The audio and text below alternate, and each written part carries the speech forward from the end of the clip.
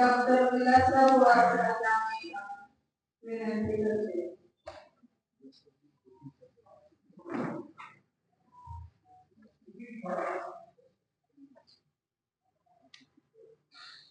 ज्यांनी संतांच्या जीवनावर खरा विवेकवादी अशी पुस्तकं लिहिलेली ते परुळेकर, त्यांच्या पत्नी, आजच्या समारंभाचे प्रमुख पाहुणे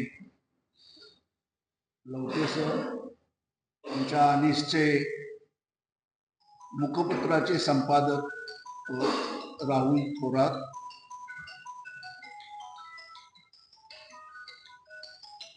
कॉम्रेड चंद्रकांत यादव, ॲडव्होकेट अजित चव्हाण, अमर जाधव, इथं उपस्थित असलेले सगळे विवेकवादी कार्यकर्ते, सरांनी खूप सखोल मार्गदर्शन केलेलं आहे. मी त्याच्यावर काही भाष्य करत नाही. पण आजची परिस्थिती पाहिली तर ह्या विवेकवादी पुस्तकांची का गरज आहे, आपण कुठल्या प्रकारे वाटचाल करत आहोत हे आपण आत्मपरीक्षण करून पाहण्याची गरज आहे. आज समाजात काय चाललेलं आहे आणि आपण काय करत आहोत. आज भक्तीचा महापूर आलेला आहे, पण विवेक नाही आहे. रोज पत्रकार वर्तमानपत्र वाचलं की अनेक घटना अशा दिसतात की आम्ही आमच्या मुलांना समाजाला काय शिकवलं, आमच्या समाजानं काय केलं, आतापर्यंत कसली माणसं घडवली त्या देशामध्ये. अगदी क्लास 1 ऑफिसर, आयुक्त झालेले लोक हे सुद्धा विवेकानं वागत नाहीत. काय घटना घडतायत सर. आणि आता जे अलीकडच्या काळामध्ये माणसांची मनं घडवणारं टीव्ही आणि अनेक माध्यम हे एक साधन झालंय. या साधनामध्ये तरी टीव्हीवरच्या मालिका तरी भडीमार झालाय सगळा भक्ती मार्गाचा. इतकी म्हणजे अद्भुत कथा या संतांच्या जीवनामध्ये, देवांच्या जीवनामध्ये, आणि इतके चमत्कार घातलेत की आपल्याला ते आश्चर्य वाटतं सगळं, आणि लोक त्याकडे आकृष्ट होत आहेत. कोल्हापुरातलंच एक उदाहरण सांगतो. एकाला इथं आमच्या इथं गंगावेशी दत्त मंदिर आहे, दत्त महाराजांची मठी आहे. कुंभार गल्लीत एक त्यांचा मठ आहे. एका दत्त भक्ताला त्यांच्यावर पिक्चर काढावं असं वाटलं. ही घटना खूप अगोदरची आहे, म्हणजे 1960च्या अगोदर आहे. दत्त महाराज म्हटल्यानंतर त्यानं पैसेही खूप खर्च केले, नट ठरवले, दिग्दर्शक ठरवले, आणि दत्त महाराजांचं चरित्र हुबेहूब पडद्यावर येण्यासाठी प्रयत्न केला. पण दत्त महाराज ज्या वेळेला निघतात त्यांच्या बरोबर कुत्री असतात सभोवताली. ती कुत्रीच मिळत. कुत्री कुठला आणायची, कारण कुत्री काय इतर सगळ्या गोष्टी आणू शकताय, कुत्रे आणू शकत नाही नी. मग महाराजांच्या झोळीत काही टाकलं. एका दिग्दर्शकानं त्या आपली शक्कल लढवली आणि खाटक्याच्या दुकानातलं मांसाचे तुकडे जे बाद झालेले असतात ते झोळीत घातले आणि दत्त महाराज निघाले आणि शूटिंग झालं, आणि सगळी कुत्री त्यांच्या भोवतीने गोळा झाल्या. आणि नंतर हे प्रकार सगळ्यांना समजला. आणि ही घटना लिहिणारे, तिथं उपस्थित असणारे आमच्या कोल्हापुरातले पत्रकार विलास झुंजा, कोल्हापूर पत्रकाराचा इतिहास लिहिलाय पत्रकारितेचा, त्याच्यात ही घटना नमूद केल्या. ते म्हणजे इतकी, म्हणजे अशा प्रकारे माणसं काल्पनिक कथा रंगवून एखाद्या देवाचं, धर्माचं महत्व वाढवतात, आणि आम्ही त्याकडं ते सगळं अद्भुत म्हणून पाहतो आणि त्याच्याकडं आकृष्ट होतो. आणि त्याची पूजा अर्चा इतकी मोठ्या प्रमाणात करतो. आज ते आणखी एक उदाहरण त्यांनी दिले. कोल्हापुरातला एक मटका किंग वर्षातनं 10,000 लोकांचं जेवण घालायचं. त्यांनी सगळं पत्ता बित्ता दिलाय त्याच्यातला. मी पत्ता घालत नाही, सांगत नाही तुम्हाला. आणि खूप पैसे खर्च करायचा. हे मी 60च्या अगोदरची घटना आहे. त्यांनी मटका कसा आला कोल्हापुरात हे पण सांगितलं.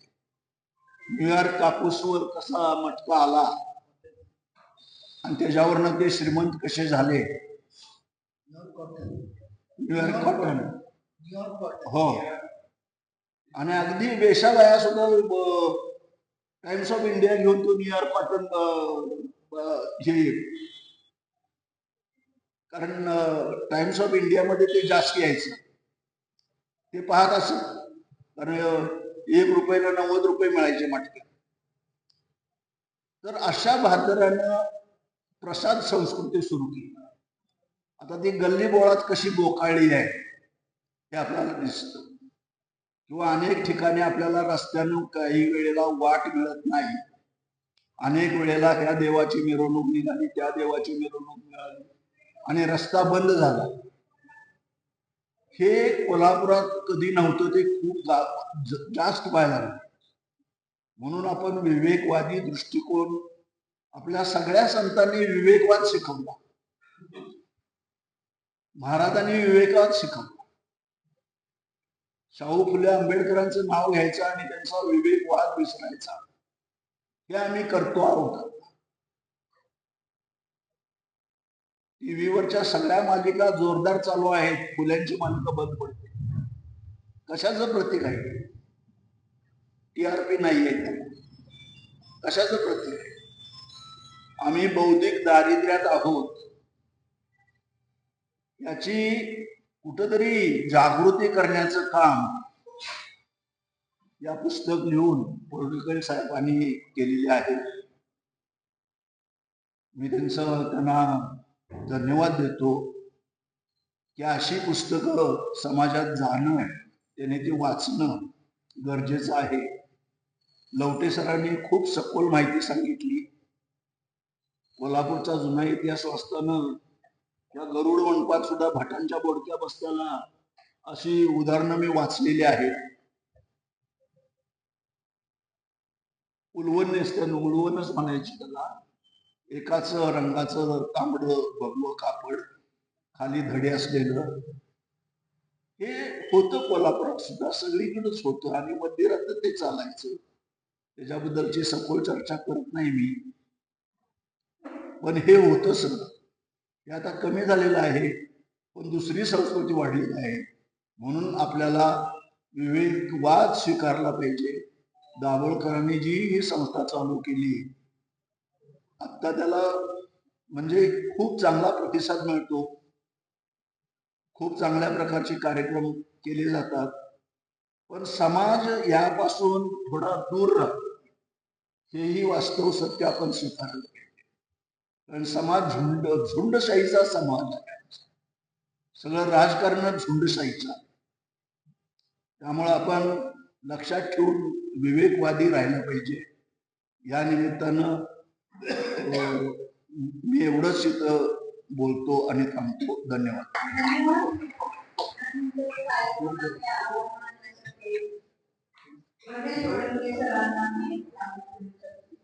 महाराष्ट्र अंधश्रद्धा निर्मूलन समिती आयोजित वारकरी संत आणि अंधश्रद्धा निर्मूलन या पुस्तिकेच्या प्रकाशनासाठी उपस्थित आमचे मार्गदर्शक माननीय सुनील कुमार लवटे सर यांनी आपल्यास मार्गदर्शन केले, त्याबद्दल मी अनिसच्या वतीने त्यांचे आभारी आहे.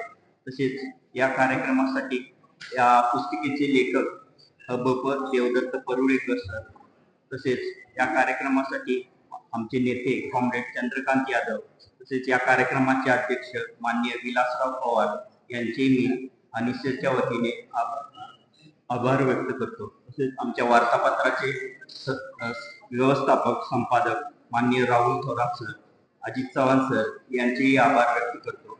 तसेच या कार्यक्रमाचे संयोजन अनिसच्या दक्षिण शाखेने केले. आमचे अनिल चव्हाण सर आणि त्यांचे सर्व सहकारी यांचे आभार व्यक्त करतो आणि हा कार्यक्रम संपला असं जाहीर.